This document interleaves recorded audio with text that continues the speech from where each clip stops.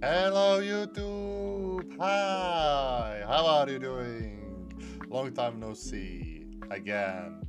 I'm really sorry about that because I'm having a hard time fighting the lazy.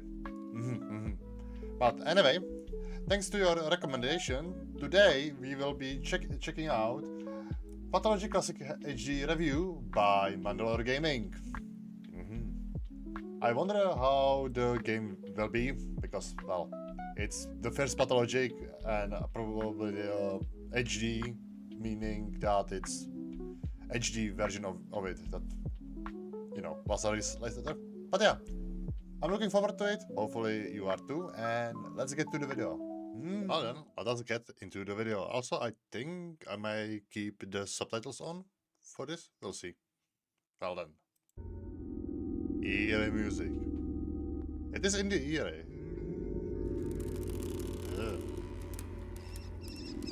Are those rats? Also, is that the Albanic? Right.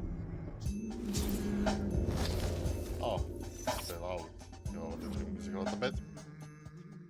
So. Where do I even start? I'm no stranger to weird games, Okay. but this one is up there. This one is really up there. To put it Damn, the simply, first one looks, Pathologic was a really Russian game released in 2005. It garnered a lot of 2005? awards in its own country and went mainly unnoticed in the West. There are good reasons for that. A long while For ago. one, the English translation was incomprehensible. Pathologic made I Divine Cybermancy look like a Marvel movie. But then in 2015, an HD version was announced. That's nice. It looked promising. Some updated visuals, widescreen support, and best of all, an updated translation. It also restored content that was cut from the English version because the translation was so horrible it was unusable. Not that a lot of people got to that anyways. So that came out, and it still remains obscure. So let's get the game started to find out why. The game opens with a group of kids having a funeral for a doll. It's odd, but not as odd as the in-game play. Our hands are no longer tied. Where are we? Is this a theater? The muscular contraction is there. Means you're already inside of him. This must be one of the ventricles, right here. What are you talking What a about? silly place. These are the three playable characters. Before the game's even started, they're arguing over whose method will be best for the job. The music is creepy. What job? And the dialogue and delivery is very performative. Only Is it a stage miracle play? can set us free without us having to destroy something. And I can Looks like. do miracles. Just let me. Then they do a stage freeze and it's all over. Watching this was optional. Okay. You could go to the door to choose a character at any time. So, you have the Bachelor, Haruspex, and Changeling. You can only play the Changeling after you beat the game with one of the other characters, so I recommend the Bachelor. Time for video games. Tribal chanting, okay. Looks promising so far. What the? What was that? What was that? Anyways, you're a Bachelor of Medicine. You've come to a strange town to investigate a claim that a man is centuries old. From the very first second I started playing, it seemed uncomfortable and cramped. There's something strange about this architecture. Even something as mundane as the stairwell seemed really creepy. It's almost like an Escher stairway, like something's off or not real about it. The very first conversation you have with someone feels the same way. The writing is flowery and your first conversation is philosophical. It's almost like you're in a dream, and it's reminding me of... Oh no. You get a map marker to the old man, and then your tutorial. From them. Your first look at the town sure is ominous. It's like you're about to be practicing medicine in Silent Hill. Or Morrowind. These guys also talk to you like you're in a play. Explain the game's mechanics in the same terms. There's a day-night cycle. You can miss most of the events. You want to visit important people, but not the common folk because they're extras. Okay, wait, no, don't dismiss them entirely. Okay, there's some more philosophy discussion, but wait a minute. This is going to be a survival game. So I need to figure out the town, meet people, and survive it. Nope. Oh boy, sounds like a nightmare. The usual stuff of living. Meet people, survive. Oh, the nightmares. Problem. I'm dead. So do I get a game over, or...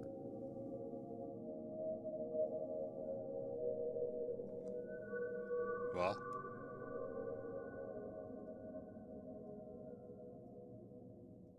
Ah, right. I didn't save. Let's try that again. It turns out you're never gonna meet your man. He was mysteriously murdered. There are strange things happening in a town that's weird enough already. The locals are eerie. They're usually polite, but very reserved with you. Which is understandable since you're from out of town. So now you're playing Magnum PI in a culture that's utterly alien to you. Dog meat. To make matters worse, rumors are swirling of a sand plague outbreak. You have no idea what the sand plague is, but the locals are terrified of it. The investigation points to a serial killer, but that's when things get complicated. People have ideas on who or what the serial killer could be. Is it us? Some kind of necromancer? A local woman with a criminal past? What the hell is a step demon? In fact, what is this city? What? Oh no, step demon, I'm stuck in the washing machine again. Please help me. Year is this supposed to be? The style of dress is all over the place and everyone sounds so strange. I had a feeling you would come. The mystery keeps building. We'll come back to this. For now, I'm going to talk about the presentation. Despite being the HD edition, on a technical level, the visuals are subpar. The original game was also considered very ugly for 2005. But the regular NPCs have no variation. Every mugger uses the exact same model. They're always carrying a knife. So fighting a group of them is silly, like they're all coming out of a clown car. Just the same bowl-cut bandit. Just the average day in the UK. Over and over again. All of the minor NPCs have a type, and they too have no variation. Huh. This is every drunk in the game. This is every store owner in the game. This guy? You guessed it. It would be nice for there to be minor variation, even change their clothes, unless... The fidelity of character models and just about everything else is okay-ish. The rest are just crowd shot, a background, a bunch of extras.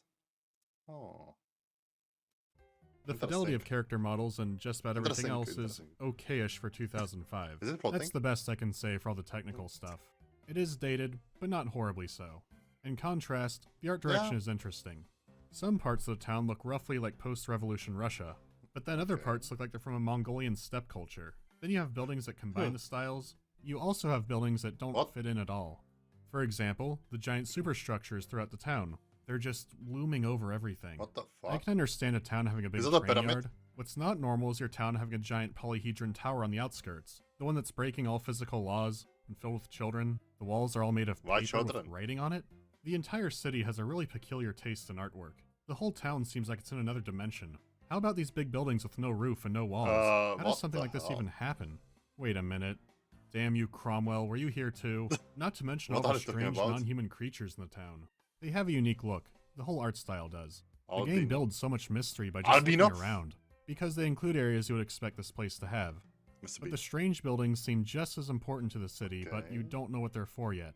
It doesn't look weird to look weird. There must be a purpose. At the same time, the game's trying to get something else out of you. So let's talk about that second one. Back in the Call of Cthulhu video, I mentioned that some of these older games have an uncanny valley effect. It's when the visuals are dated, but just good looking enough to trick your brain a bit. Pathologic fits neatly into this category. But there's something else off-putting besides the architecture. The colors. The game is drab. When you're exploring, it's very easy for parts of the city to blend together. It doesn't matter the time of day or the weather. Everything starts looking brown or yellow or green or gray.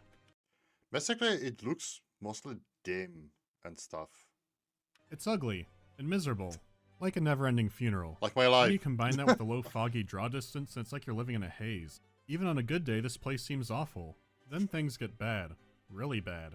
And the only thing you can say is, you know what, this seems appropriate. You have an alien culture, everything looks dirty and gross. Of course the sky looks like Beijing traffic. The soundscape also seems to be off. You hear muffled sounds like dogs barking and kids crying, but it seems to be right by your ear somehow. A lot of the sound effects, especially the weapon sounds, are very subpar. However, why is the music cheering? Is a completely different story. Some of it sounds like it's sneaking up on you. What? What do you want from me? Huh? But it does sound nice. Most.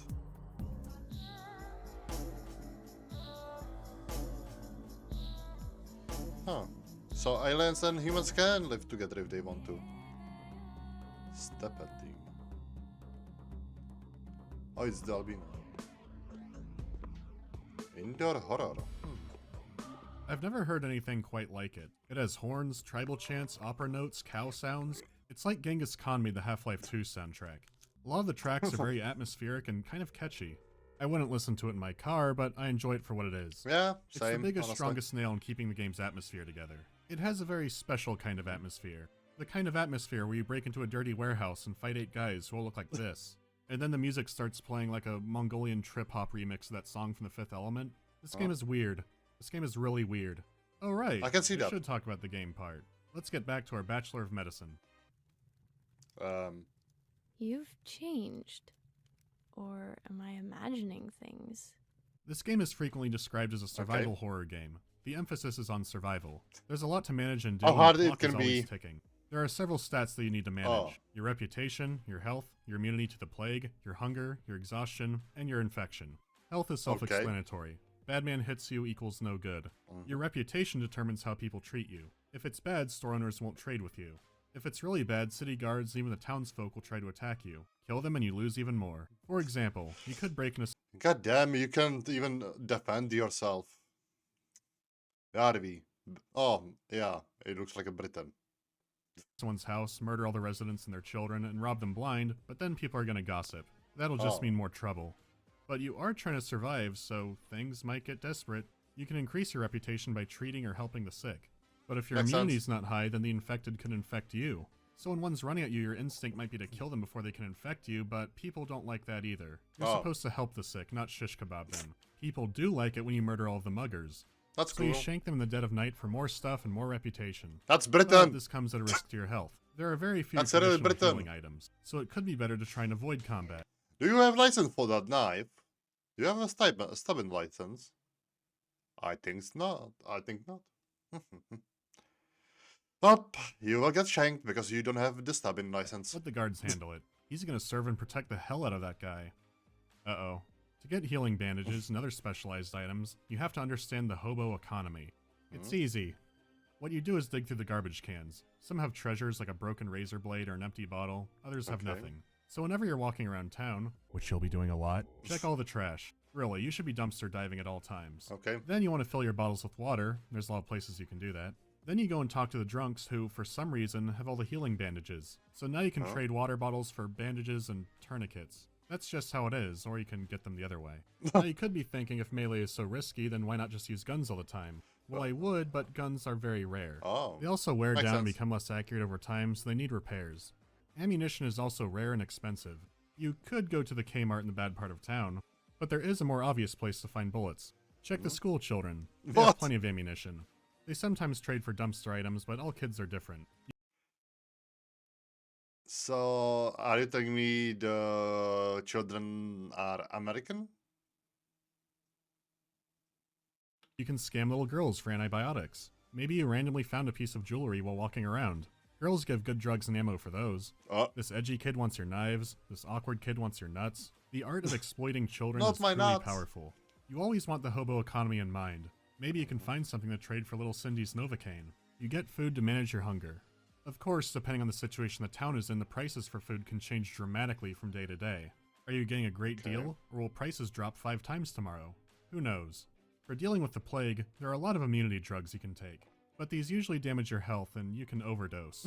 You sleep for exhaustion. Makes sense. But now your hunger is going back up.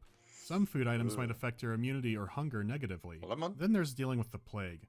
If you don't know how to cure it, you can only manage it. For the love of God, do not get infected. It will... Oh god, it's here. You can find gear to increase your protection, find better gear, get your gear broken, get it fixed. It's almost an immersive sim. The problem is the execution. The idea of solving a mystery while maintaining all these stats is great. That's what the last game was about too. The thing is, the gameplay itself just isn't fun. The combat is very floaty and awkward. It's hard to tell the reach of your weapon. Guns quickly become inaccurate, making the hitboxes seem incorrect. It makes you want to wait until the enemy is right in front of you before firing so you don't waste any of your bullets. The worst by far are the rats because they can give you the plague. Melee with them drove me crazy and it took me a long time before I could reliably kill them that way. You can also sneak around and I honestly have no idea how that system works. I can risk shots here because they'll never see me. The mechanics are there but awkward like it's an early build of it. Sometimes the AI becomes silly, sometimes it just shuts down. When it is working, they mainly charge at you and swing. Even then, it wasn't uncommon for the pathfinding there to go nuts too. It's just not enjoyable. A weapon that might bring variety, like a shotgun, just feels like every other weapon. It doesn't feel like a big step up. You are risking a lot in combat, but it's just so poorly done that you don't feel its weight as much. Plus, you can avoid it by just running into a nearby building. Still, this isn't the worst part of the game. Not even close to it. Here's a good 90% of Pathologic. Walking. Oh, so it's a walking simulator.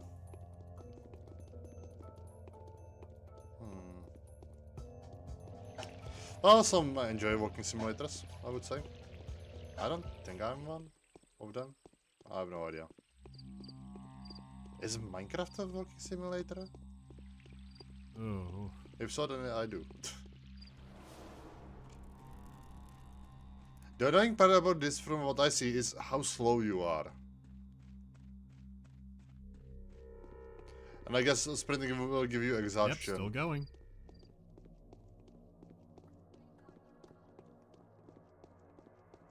Most may.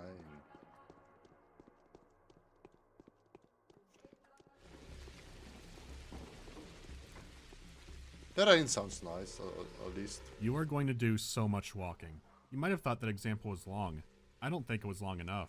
You can't run and drain exhaustion, you just walk.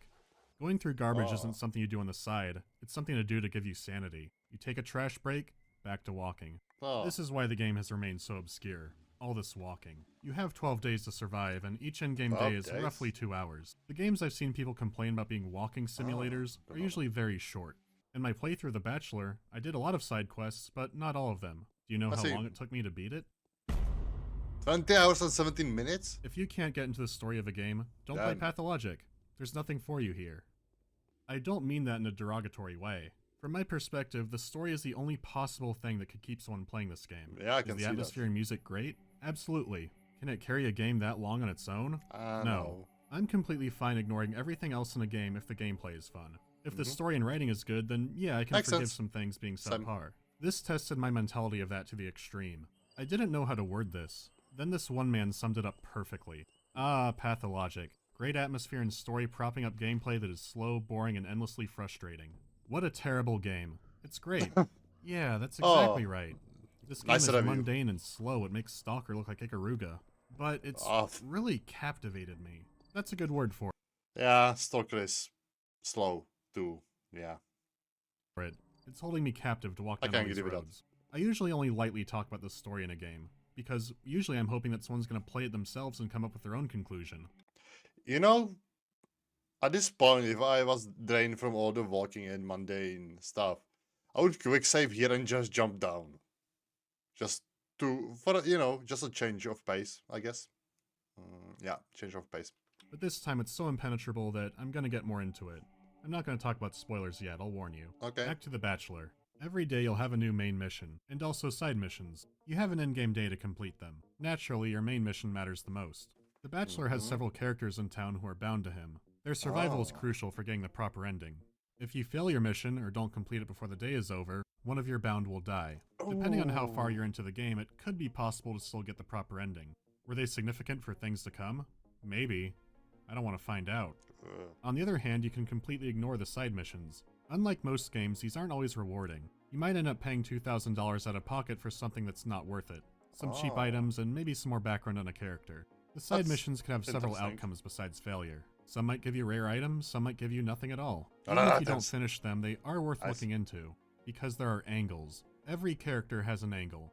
It could be for good, it could be for evil, greed, whatever. The point is that characters will lie to you. I wonder what my angle would be. Will I be a liar? Will I be evil? Will I be good? I don't know what my angle is. What's my angle?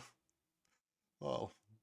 Not in a video game fashion like you're gonna get ambushed in some building. Rather, it's the purpose to what you're doing.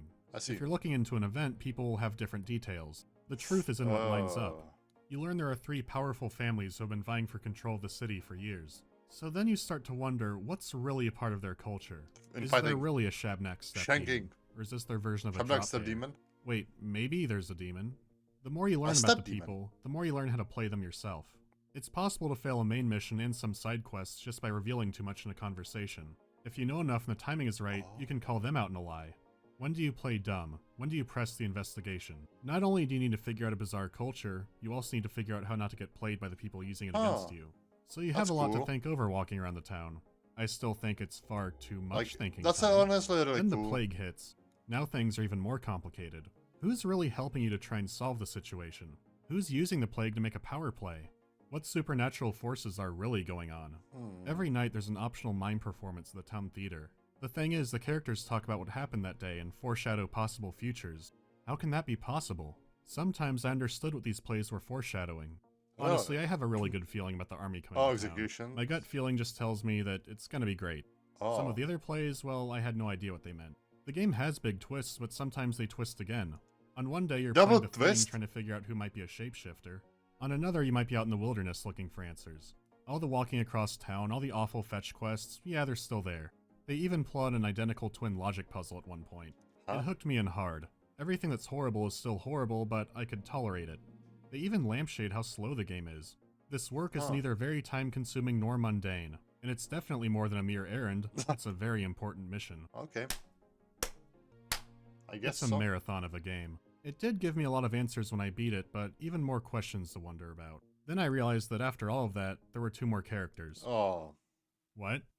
After all that walking, all that everything, you want me to do it again? Do it. I mean, what kind of psychopath would actually... Okay, the Haruspex is a little different. Dangerous. Unlike the Bachelor, he's from the town. He's returned from studying medicine in the capital. Unfortunately, now he's the town's #1 suspect for the murder. Due to being wanted, he starts the game with a very low reputation. Most of the town wants him dead. In fact, there are a lot of events that will make your reputation go down. Really? Take his very first quest, which is to go out into the wilderness and murder a child. He's very much the hard mode character. I'm still not sure why you can play him from the beginning. With your low reputation, you can't trade from the start. You do have another option. See, the worm creatures have a very peculiar way of gardening. It involves human blood. So if you win a fight with somebody and have a sharp object, you can harvest their organs. Coming from the Bachelor, this is an extreme change. The hobo economy has now extended into the illegal organ market. In steppe culture, you have to be born into a certain caste to open up a body. So the organs are really only illegal because people don't like you. Trading organs with the worm people for plants is very normal. These are desperate times. So, you might have to take desperate measures. I got 5 kids to feed. Besides healthy organs, you could also get infected organs. The Bachelor had a lot of trouble with that one. You know, cultural law trouble and all that. You can explore around in the wilderness to collect plants. Sometimes you find a hot spot or a trail of them. Usually it's a needle in a haystack. I mean, Jesus Christ. Can't pick up that one. Which plants can I pick up? I don't know anymore. You can find multiple recipes that all make the same thing. Until later. Then you can make cool stuff. This is neat, but I honestly wish they restricted you more. You can still dig through the trash and do other stuff the Bachelor did. The one thing you don't get is his special eyeglass which detects the infection. If you walk slowly, you won't have a problem with that anyways. Wait, did I say walk slowly? Those clouds will chase you, which you should expect when the cloud is made from screaming human skulls. The biggest distinction is how the characters treat you and the missions. The Bachelor does learn a lot of town lore, but not very deeply. He's very scientific, rational, and set in his ways. Initially, he's wanting to learn about the culture, not learn from it. I see. So of course people don't want to bother. But the Haruspex is a local, and those who do trust him, really trust him. They reveal things the Bachelor never learned, open with information he struggled to get, admit they're lying to the Bachelor. It's all running in parallel. You're getting a more complete picture of the narrative. You're learning the deeper parts of the town's lore. You participate in their rituals and sacrifices, learn about their worship of bulls. Many of the locals believe the whole world rests on the back of a bull. The Bachelor dismissed this stuff, but now you're part of it. Even some of the plays which seemed like nonsense before, now I can get what's going on. You have a new set of bound, and you'll learn more about characters who you barely talked to before. You can even talk to the Bachelor like the Bachelor talked to you. The parallel narrative is really cool. But everything that was bad before is still bad, and in some cases even worse. Sure, the combat is still awful, but there's a big chunk of main missions that are filler, tedious, or both. I'll open the door if you bring me 50 vitamin pills. 50? The ones that a shop owner might have a dozen of if I'm lucky. The kid might have 1 to 3. How about a dozen or 15? 50. Bring 30 clips of rifle ammo. How about a he went that away quest? Just going around asking where someone is only to end up right in the beginning where you started. Then you have 3 days of time trial missions. I thought this was already a time trial. There's even an awkward boss fight. It's like they were trying to find ways to stretch it out more than it needed to be. Is that supposed to be a Minotaur? It's like they had ideas of who the Haruspex should talk to and what about, but they didn't know how to get them from point A to point B, so they just made some stuff up. I see. The thing is, you still go from point A to point B, but now with extra errands. One day something interesting might be happening. The next day it's a scavenger hunt. A good half of this is really good, but the other half is wasted potential. With all that said and done, I can't talk much about the third character yet. Without saying too much, it does have interesting ideas, but it feels even more rushed than this was. Go to that house. Are they bad? Yes or no? Repeat. Hi, doggy. Okay, so now I'm gonna talk spoilers. If you don't want them, go to here. I don't mind. Give me the spoilers. Give it to me raw! Huh? Alright. The time in town changes the Bachelor. He's just trying to protect these people and find the cure to the plague, but things keep getting in his way. The customs interfering in his research, the rampant corruption, the power games. His hope is that the army might sort things out, but that becomes a slaughter. Even the military has factions breaking it apart. It's all a mess. He's seen the town go from full of life to a war zone to basically empty. He's understandably lost his faith in humanity from this. So what would he have to turn to? The polyhedron, the impossible structure separated from the town by a river. In the last days of the game, your map will begin to change, showing a new angle of the city. It starts to match his investigation of the plague. He finally has it figured out. There is no step demon. The structure was put into the ground deeper than any building before it. The locals made claims that blood would pool around its support spike, but it wasn't blood. It was infected groundwater. The plague comes from the earth below the town. It all makes sense now. And this amazing structure protects the people inside of it from the plague. After everything the town did to the Bachelor, there's only one thing that makes sense now. The army needs to shell this town to the ground. The structure may have inadvertently caused the plague, but we need to keep it. It's a miracle. So the town gets shelled. No more city, but we get the structure.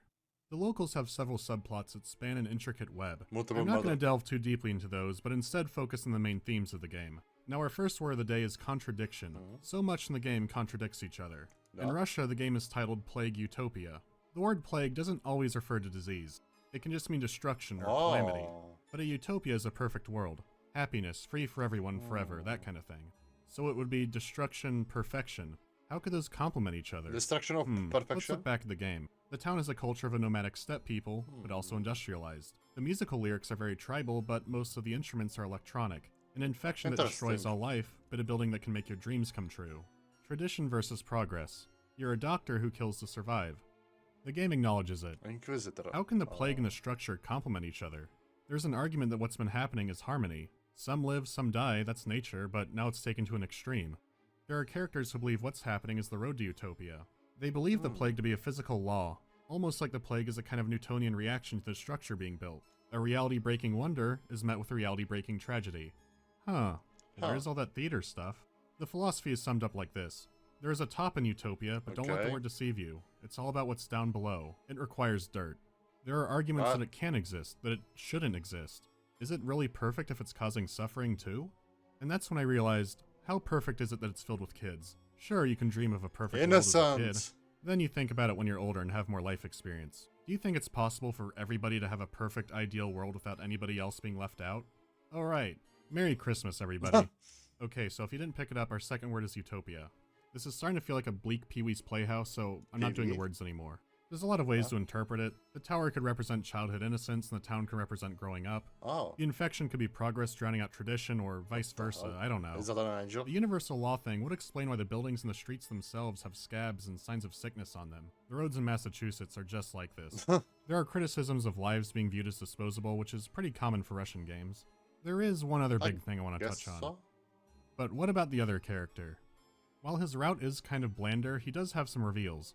His map also changes, showing the town resting on a bull. The cattle processing abattoir has a second purpose, taking the blood from the cattle. They claim to pour it into the veins of the world and they can extract it warm whenever they want. Then it suddenly came to me. Why did the worms need blood for farming? The caste permitted to cut open bodies is related to the one who can dig into the earth. Inspired by the Bible, Puritans wanted to build a city upon a hill. In Pathologic, maybe, just maybe, they tried to build it on a bull. Or the utopia is a bad idea and we're feeding it our children. After investigating and mulling it over, it becomes apparent that the blood beneath the town was poisoned. He can make a cure using special blood from beneath the town, but the disease seems to be coming from the tower. Or it could have been this guy's fault. I don't know. Anyways, he has the exact opposite solution. Destroy the tower and save the town. So you do. The kids love it. It could also be implying technological regression or stagnation, but I'm not sure. So here's the kicker. You need all of your bound to survive. However, you can also heal the bound of other characters. This means sacrificing your rare plague-curing items. This is a pain to pull off. If you save the bound of another character, you can choose their ending, and something else more important happens. The powers that be send you a letter inviting you into the polyhedron. What could it mean? What does it mean? What does it mean? Think! That's an ugly child. What's that on the right? Is that... Oh no. Oh god, Is this a play? Not after all this. Please don't, I beg you. Oh no. Being a trace. Oh, magic sandbox, isn't it crazy? Everything's alive inside of it. Breathe. Keep in mind, you see this after playing it for 20 to 60 hours. This is the big reveal. The town is a magic sandbox. It's a game kids made after a funeral to cope with loss. A funeral for someone who died of the sand plague. Oh my head. So it's real. The hero has been deceived. It was vain. It was all in vain. The hero is but a puppet. Wait a minute. This is written like a funny tragedy in a play. It's mocking. There's something to this. Well, I'm already in this deep, and now you are too. What happens when you save all of the bound? Well, the same thing as usual. Except afterwards you get an invitation to the town theater from the people who executed the whole thing. Time to find out. Okay. Sure, you can take my coat. Oh, it's the executioner. And the mime? Why is there no sound?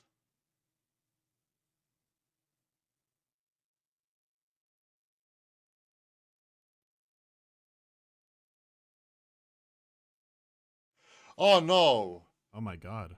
These are the stand-ins for the developers. You can argue with them about the game and your role in it. You can ask who they are, but you already know. They're a collection of poorly... I thought my thingy got disconnected again. My headphones. I thought my headphones disconnected and I couldn't hear anything. Oh, thank God. ...rendered polygons on a screen. Okay. Your character may be a toy, but aren't the children who made the town a doll too? They made a mocking it was all a dream ending just to ask you, why would you be mad it's all a dream? You knew from the moment before you even played that it was all made up. Yeah. A story-driven game can't give you true freedom because, yeah, everything you do is already predetermined, all the variables. You already know that no matter what you play in the back of your mind, but here it's bringing it to the forefront. After being so invested in the game, this blew me away. What a perfect trap. Someone would only play through the misery of this game for the story, and even then they pull the rug out from under you. I hate this, but I really like it. This is stupid, but it's brilliant. Interesting plot twist. Inevitability. Wait, I thought we stopped doing that. Your fate was sealed from the first screen in the game. Inevitability and fate are constant themes through the game. I've seen this theme in a lot of Eastern European games before. It doesn't mean everyone there is sad, it's just a different cultural mindset.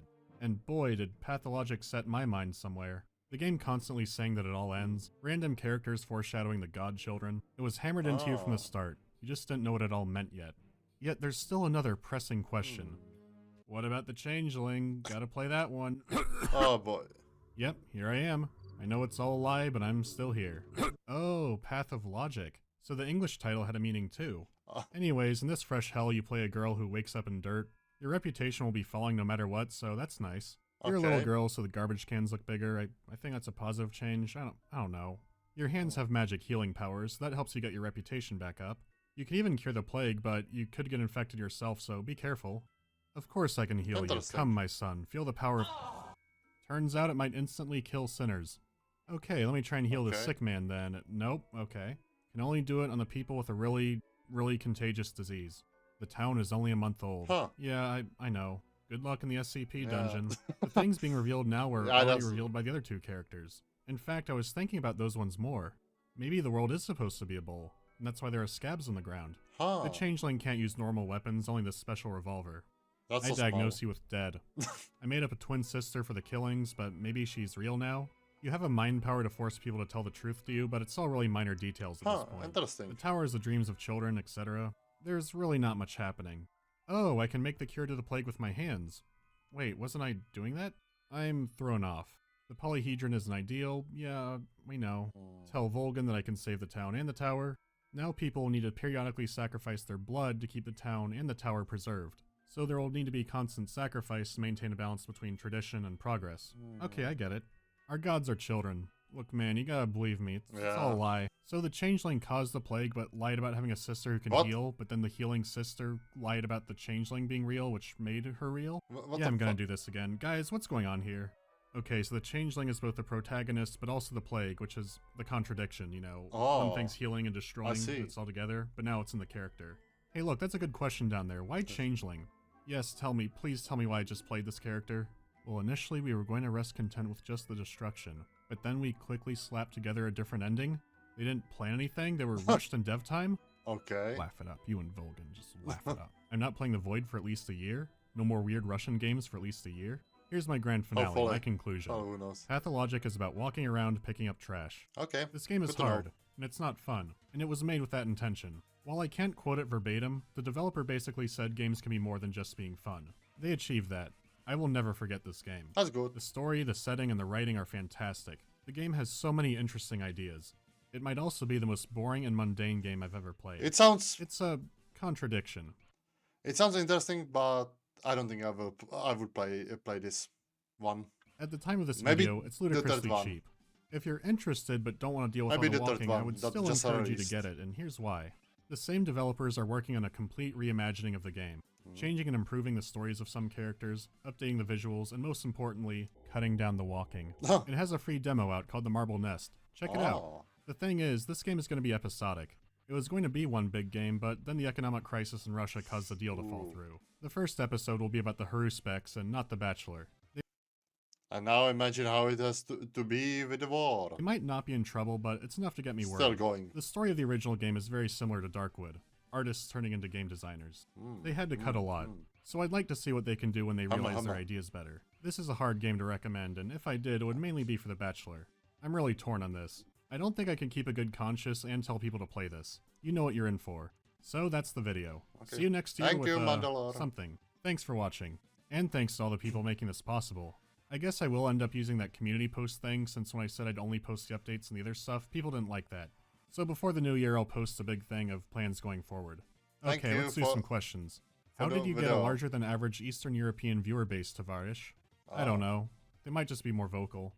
This was by far the most requested game I had this year, but I had to wait until I had proper time. Is Eastern European? And the other one. Have you considered DOS game videos? I've got some ideas. When can we expect reviews of console games? This upcoming year. I have some ideas.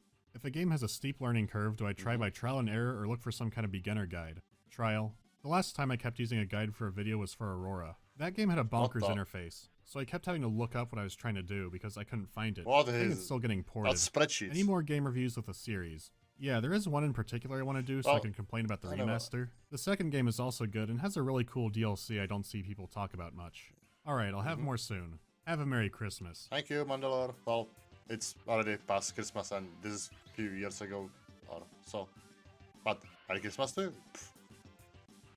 But yeah. I can't believe I played all of that. Did I get pranked? Why has every Russian played this? It's never like a Russian jet set radio no one's heard of. No, it's always stuff like this. I've got to get out of here. Finally, real games. What the hell is that? What the hell was that? But yeah, a really great video by Mandalore. Interesting review, interesting to learn about, you know, Pathologic 1, how boring and interesting it is at the same time. But yeah, I think next reaction will be to Pathologic 2. It's fun, yes. But anyway, thank you for watching this reaction. Yes, it's a reaction, right? Let me check. Yes, it's a reaction. If you enjoyed, consider liking, subscribing, commenting, telling me. I don't know. I have good ears. Good ears. Let's go. And if you didn't enjoy, well, you can dislike button and tell me that I'm stinky. Yeah, sure. But yeah, thank you for watching and see you next time. Bye-bye. Bye.